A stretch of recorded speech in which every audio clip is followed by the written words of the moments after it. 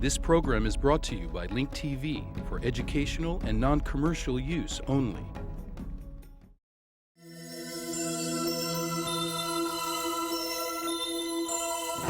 Mosaic, a daily news program from Link TV, presents a selection of news reports from independent and state-controlled broadcasters from throughout the Middle East.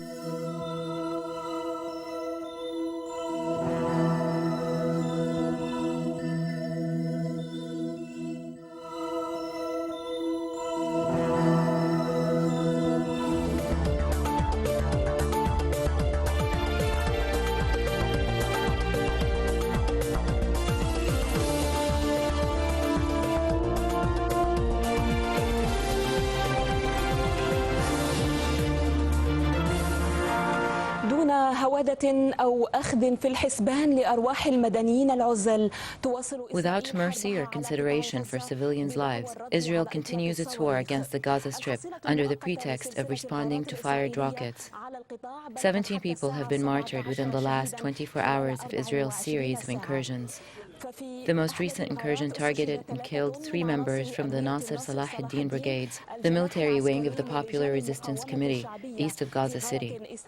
2 earlier incursions took place around dawn, targeting 2 blacksmith workshops in the Zaytun neighborhood in eastern Gaza. In Khan Yunis, in the southern part of the Gaza Strip, an incursion killed 3 activists from Hamas. One of them was the son of a Hamas leader, Khalil al-Hayya.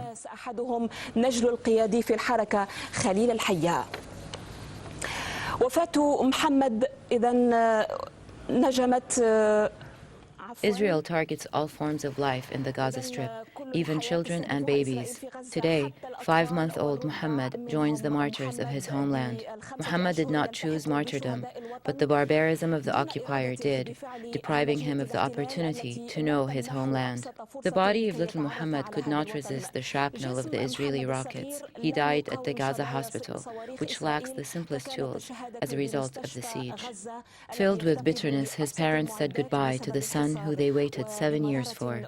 The full story in the following report by Zuhair Saqallah from Gaza. باقي تفاصيل المشهد مع زهير صقلة من غزة. The state of this house is no different than any other house after an Israeli raid. The new thing here, however, is the predicament of parents who had waited 7 years for a son they lost. A predicament that defies reason. Their long-awaited son, Mohammed, has been killed by the occupation, and the horror of the tragedy gathered their loved ones around them. Mohammed's mother seemed unconscious, after losing the joy of her heart, but she gathered herself and recalled what happened.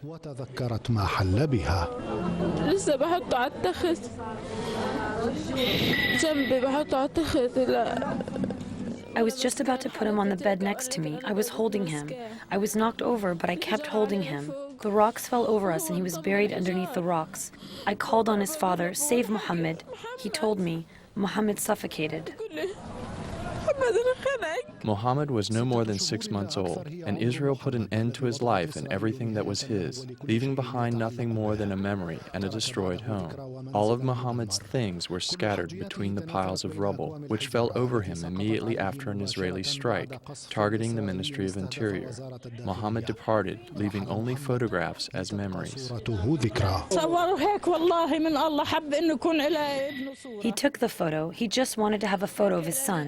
Maybe God guided him to take the photo because he was going to die so that his photo would remain in the house. God only knows. He took his photo and brought him over to me. Nothing remains but the destruction and tragedy that will remain engraved in the heart forever. Goodbye, Mohammed. No one can fully comprehend such experiences unless they have lived through them.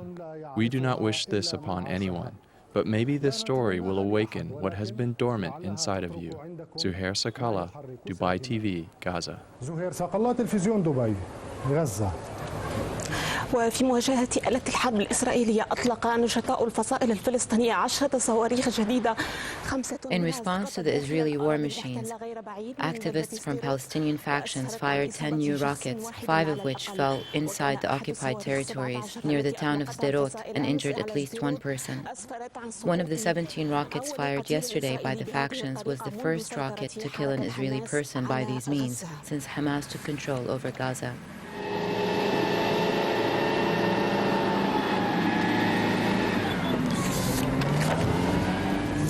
ومزيد من الصواريخ المقاومة تعني مزيدا من الأعذار لإسرائيل لمواصلة عدوانها.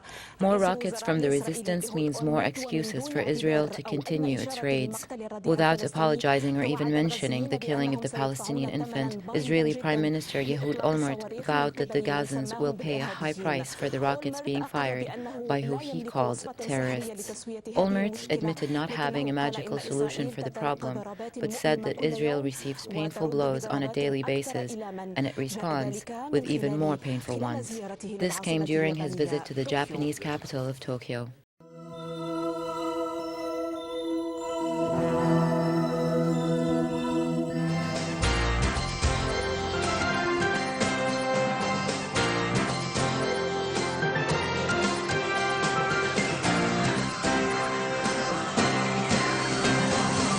Roni Yechia, who died yesterday in a Qassam rocket attack, was laid to rest this afternoon in Moshav Bitcha near Ofakim.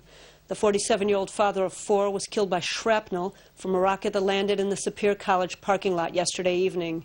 Yechia underwent a kidney transplant several years ago and was attending a course given by the National Insurance Institute.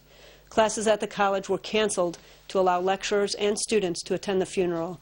Yechia was the 11th fatality from Qassam rocket fire during the past 7 years. As the situation in the western Negev escalates, Prime Minister Ehud Olmert, who is winding up his visit to Japan, is under increasing pressure to take action against the Qassam attacks. We're now joined by IBA's diplomatic correspondent Leah Zinder in our Tel Aviv studio. Leah? Yes, hi, Laura. Well, let me begin with the bottom line. A senior government source told me just a short time ago no major ground invasion by the IDF into Gaza is on the cards at this time unless there is a mega attack on the south, and that will change everything. And Prime Minister Ehud Olmert alluded to this, in fact, in Japan today, reacting to the terror attack. He said, I don't remember ever talking about a major ground offensive. He did say we are at war with terror and there are no magic formulas. Now, the source told me that Olmert has given the green light for stepped-up attacks on terror targets in Gaza, including senior commanders of Hamas and terrorist headquarters. As we've seen, that has already begun. However, political leaders of Hamas are not going to be targeted at this stage, I was told. Now, Olmert will meet with Defense Minister Barak tomorrow as soon as he returns to Israel from his visit to Japan. Olmert, as you say, Laura, is under very heavy pressure from within his own government and from the public to take more decisive action against the Qassam firings. Former Defense Minister Shaul Mofaz slammed the government for, as he put it, allowing terrorism to dictate our agenda. Mayor Shitrit said we should wipe out the military and the political leaders of Hamas. And Eli Yishai, the leader of Shas, says the situation is intolerable. He said we should not be reinforcing houses in Sderot. We should be bombing entire neighborhoods in Gaza from where the Qassam rockets are being fired. Laura. What about international pressure on Israel to show restraint? There is such pressure from the UN and from Europe, Laura. And indeed, Prime Minister Olmert met this morning with US Secretary of State Condoleezza Rice in Tokyo. Interestingly enough, questioned by reporters, Rice refused to condemn Israeli reaction to the rocket firings, nor did she call publicly for Israeli restraint. We must remember, though, and this I think is the most important fact, that Rice is on her way to the Middle East. She will be in Cairo. She will be in Israel on Tuesday. Also in Israel in the middle of next week is Egyptian intelligence chief Omar Suleiman. Diplomatic sources tell me there are moves underway to try to work out some form of ceasefire with Hamas that could include the release of Gilad Shalit. So until then, Israel will keep striking, will try to use restraint. Hamas will try to score points. Let's hear what Prime Minister Olmert had to say about the attack in Tokyo this morning. What happened yesterday is just one more dramatic and tragic event in which an Israeli was killed as a result of the attacks. But the attacks are taking place now for a long time, and I don't know that there is any moderate faction in Hamas, and I can tell you on the basis of my daily engagement that there was not one single opportunity in which Hamas proposed, directly or indirectly, to cease the fire and to reach some kind of an agreement with the State of Israel.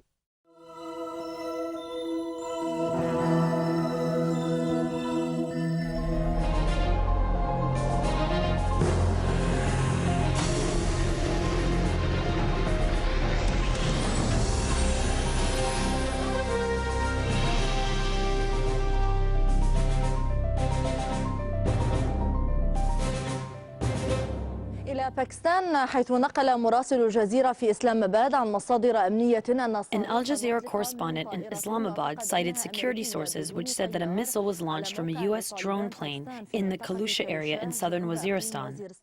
The attack led to the killing of 12 armed men, including Arabs. بينهم عرب. يسعى مقاتلو حركة طالبان باكستان في مقاطعة باجور القبلية. The Taliban fighters in Pakistan are trying to fill the vacuum that was created by the weak government's authority in some towns.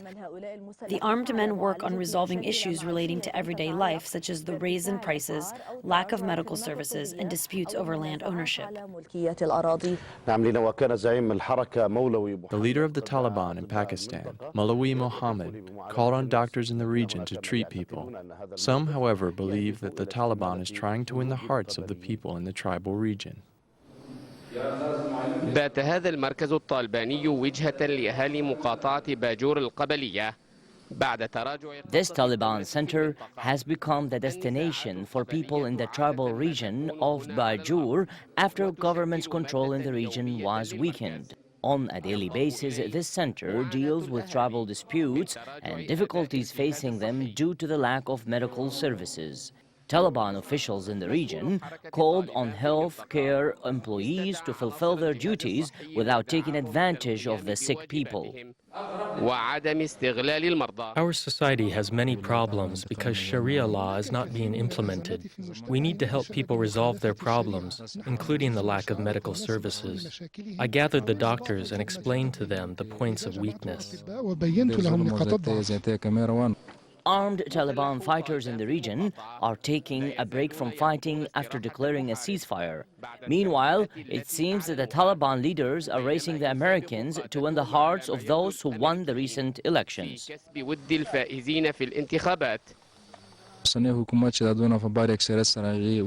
Musharraf's government caused things in general to deteriorate in Pakistan. The people voted against Musharraf because they expected a lot from Nawaz Sharif and others.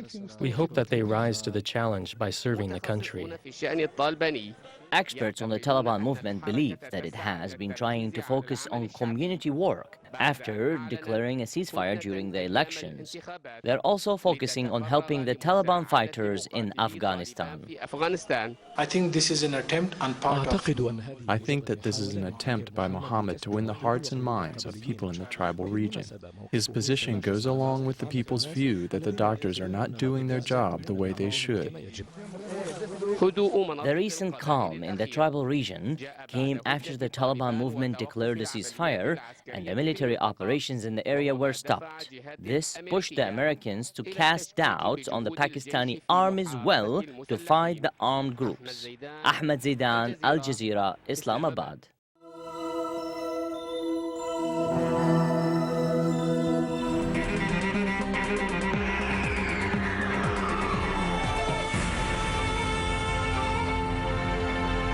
American President George Bush named the American national of Pakistani origin Sada Kumber as his special envoy to the Organization of Islamic Conference. Bush said that Kumber's mission is to correct the wrong ideas about the U.S. among members of the organization. من مكتبه البيضاوي أعلن الرئيس بوش تعيين رجل الأعمال. In the White House, President Bush named the American businessman of Pakistani origin, Sada Kumber, as the first presidential envoy to the Organization of Islamic Conference. Bush said that there's a great deal of misunderstanding pertaining to the U.S. and the Muslim world. Bush said that he hopes that Kumber can fix this distorted image by explaining the U.S. position towards Muslims and show that the U.S. is a friendly country to freedom and justice. We value religion. We value it to a point that we believe everybody should worship the way they see fit, and we respect that. He has an important job. There are a lot of misconceptions about America. Kumber immigrated to the U.S. from Pakistan in 1978. He is a successful businessman from Texas who hopes to utilize his background to give a positive image about the assimilation of Muslims in American society. Kumber realizes the challenges facing him, especially after the September 11th events. If you look at the last 50 years, If you look at the last 50 years, you will see that all American administrations have worked with the Muslim world in the U.S. and abroad. The position that was given to me by President Bush today is part of this tradition. We want to continue on this path. أما نهاد عوض مدير مكتب العلاقات الإسلامية. However, Dr. Nihad Awad, the head of the Council of American Arab Relations, said that Bush's appointment of an envoy to the Islamic organization is a positive step, but he also said that the envoy's mission is difficult. He explained that the Muslim world has no problem with the American people or their way of life, rather with America's policies. الحقيقة هي مهمة شبه مستحيلة أن يحاول أن يغير أفهام. It is almost an impossible mission to try and change people's minds, especially in the Muslim world, towards the U.S. at the political level. The Muslim world values the American society as a culture and civilization, but disagrees with U.S. policies. If these policies do not change, the misunderstanding by others about the U.S. can't be changed, even if 20 envoys are sent. Bush repeatedly tried to change the U.S.'s image among Muslims, such as when he visited the mosque in Washington after the September 11th events, and when he invited Muslim ambassadors for dinner during Ramadan at the White House. Bush has kept this tradition, which he inherited from past presidents. Now he has appointed a special and presidential envoy to the Organization of Islamic Conference. Nadia Boulebesi, Al Arabiya, Washington. لمنظمة العالم الإسلامي نادية البلبيسي العربية واشنطن.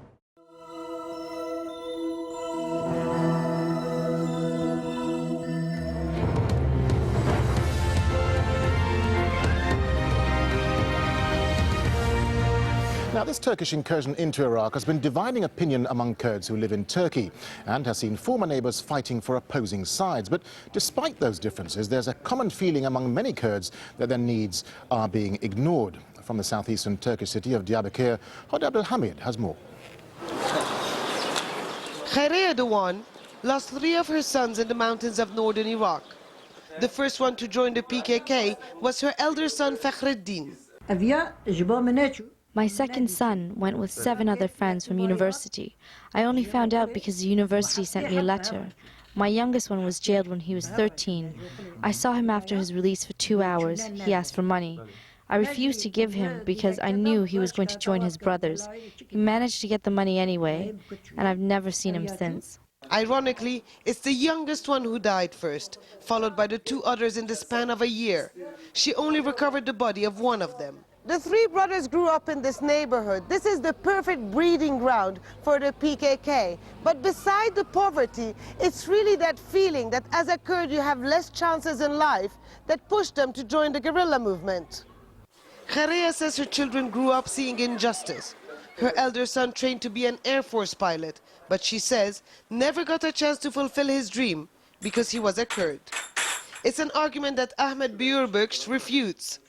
His son is a Turkish military commando. He's just been deployed to join the current offensive in northern Iraq. Although a Kurd, he's a staunch supporter of the Turkish state. If my son joined the PKK, I would shoot him in the head. Turks and Kurds are like flesh and blood. You can't separate them. But the state should invest more in this region so the youth stop joining the PKK. Ahmed's younger brother, also a soldier, was ambushed and killed by PKK fighters. He now runs an association for families of Turkish soldiers who died at the hands of the Kurdish rebels. Since the death of her sons, Khaireya has been campaigning for the mothers of deceased PKK fighters. The state has to embrace people, ask who they are, what are their problems, why did they join the PKK? PKK are my children, yours, others' sons and daughters. The state doesn't recognize Kurds. She publicly calls for a general amnesty so all the young men and women up in the mountains could lay down their weapons. For Ahmed, the PKK fighters should just surrender to the state and, like him, embrace the Turkish flag. His regular visits to the cemetery alleviate somehow the pain and anger of his loss. It's this grief that unites him with Khaireya. Her son's grave has become the most important place in her life. But both know it's a struggle with no end in sight. Hod Abdelhamid, Al Jazeera, Diyarbakir.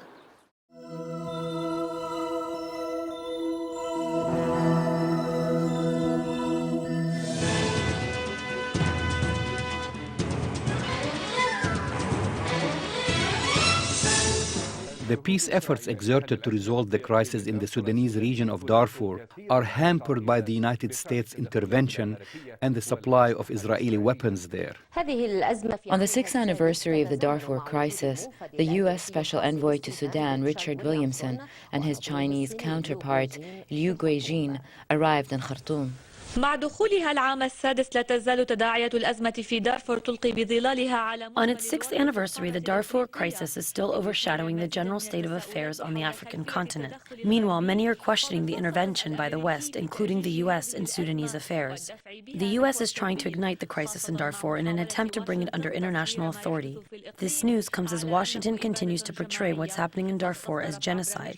The U.S., through the UN Security Council, proposed many resolutions threatening Sudan with sanctions. Among the resolutions was UN Security Council Resolution 1706, which calls for the deployment of international forces in Darfur. The resolution violates Sudanese sovereignty and national interests. Despite the efforts exerted by many countries to resolve the Darfur crisis peacefully, the U.S. is trying hard to hamper peace efforts in order to isolate the region and seize control of its natural resources, including oil and uranium, which are abundant in the region as confirmed by economists. It seems the U.S.'s intervention in Darfur is economically motivated and it's not part of humanitarian efforts as Washington is claiming. It also seems that Israel is playing a major role in fueling the crisis in Darfur.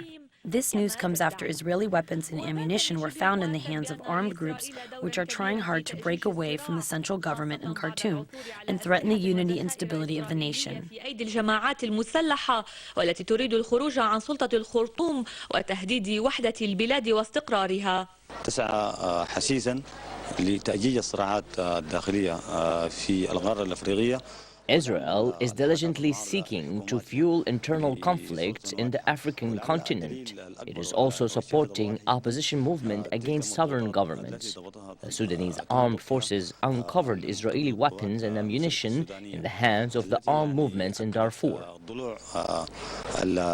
الإسرائيليين في مد الحركات المسلحة. بالنسبة للتدخل الإسرائيلي في Israel's intervention in Darfur comes in the context of its intervention in the Sudanese plight.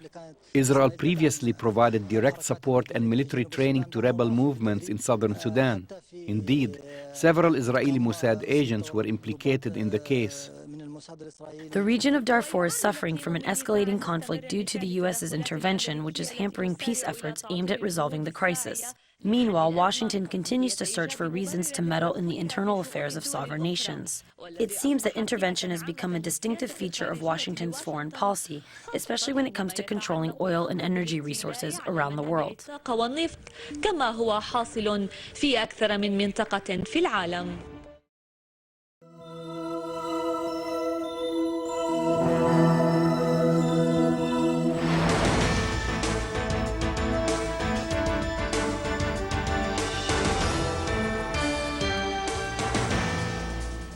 السلام عليكم. ظلت آثار أفغانستان في دائرة الإهمال لمدة تتجاوز 20 عاما. For over 20 years, Afghan's antiquity has been neglected. This comes as historical sites and museums around the country have been targeted in a series of organized and random looting and burglary incidents. Nearly 70% of Afghanistan's antiquity industry has been destroyed due to civil wars between the emirs of Mujahideen. In addition, thousands of Afghan artifacts were shipped overseas via the Pakistani city of Peshawar. During the reign of the Taliban, many artifacts were vandalized in the National Museum because the Taliban believed the statues violated the spirit of Islamic Sharia law. The Taliban also destroyed the cultural remnants of the Bamyan Buddha statues amidst public condemnation. In addition, the National Museum of Afghanistan and other historical sites were targeted in an organized looting spree during the U.S.-led NATO invasion of Afghanistan. During the period of the U.S. invasion, the country witnessed the largest wave of artifact transfers outside the country. Now that the National Museum reopened its doors as requested by the Afghan government, several European countries began returning some of the artifacts that were smuggled outside the country. With this, Afghanistan brought back part of its robbed historical memory, which will help it reclaim its identity. Will Afghanistan be able to bring back its stolen artifacts that have been looted and smuggled outside the country? Will the National Museum be able to help restore the national identity of the country?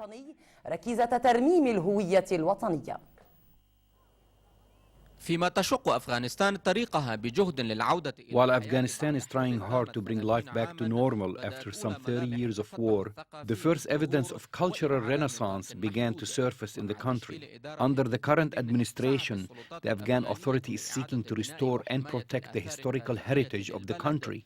This news comes after more than 500 damaged artifacts have been restored. Also, the Afghan government is cooperating with the UN and several European countries to return the looted artifacts to the National Museum of Afghanistan. Unfortunately, most historical artifacts, which attest to Afghan heritage and history, were targeted in an elaborate scheme of looting and smuggling outside the country. For example, dozens of artifacts for the benefit of France were smuggled outside the country. The only museum in Afghanistan was founded in 1992 in a remote area in the southwestern suburbs of Kabul. The museum is located in the Palace of Dar al-Aman region, which was a battlefield for the various conflicts, including the Soviet-Afghan War and the fierce civil war that destabilized the country. During that period, the museum, which included many valuable artifacts and prized possessions, was hit in a series of organized robberies and lootings.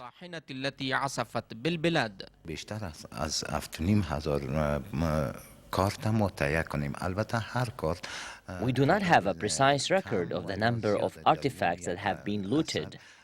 We also do not know the exact number of artifacts that have been brought back from abroad over the years. In addition, we do not have technical teams or experts to keep track and protect these items. Consequently, we keep most of these items in safe places and away from the eyes of visitors. بعدها گفتم میتونیم که ما چی تعداد آثار در موزیم ملی از حوزه‌های مختلف ما داریم. على بوابة المتحف نقوش حجرية تستقبل الزائرين باللغتين الإنجليزية. At the entrance to the museum, the phrase, "The nation is alive as long as its culture is alive," is engraved in both English and Dari.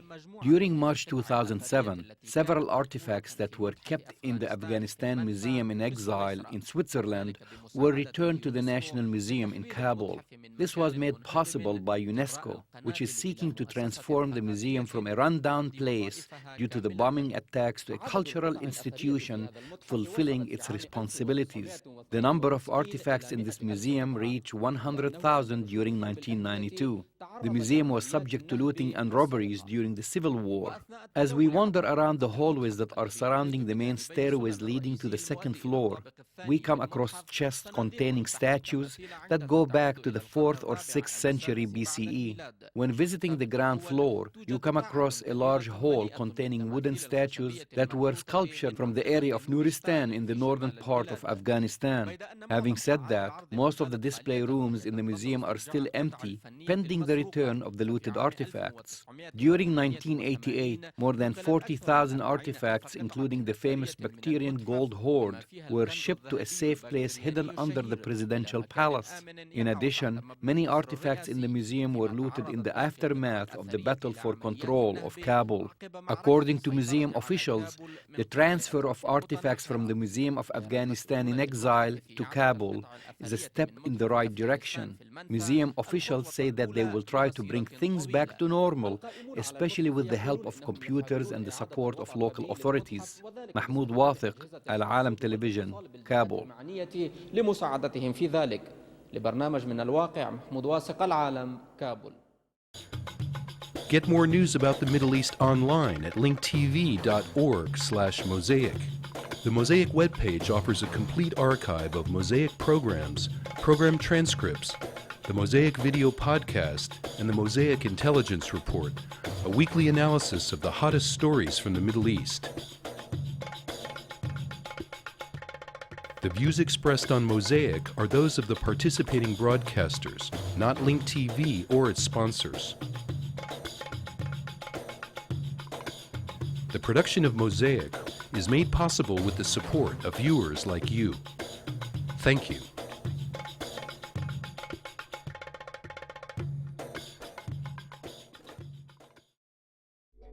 This program was brought to you by Link TV for educational and non-commercial use only. Link TV is the only U.S. television network devoted to global and national news, with uncompromising documentaries and diverse cultural programs. Programs which connect you to the world.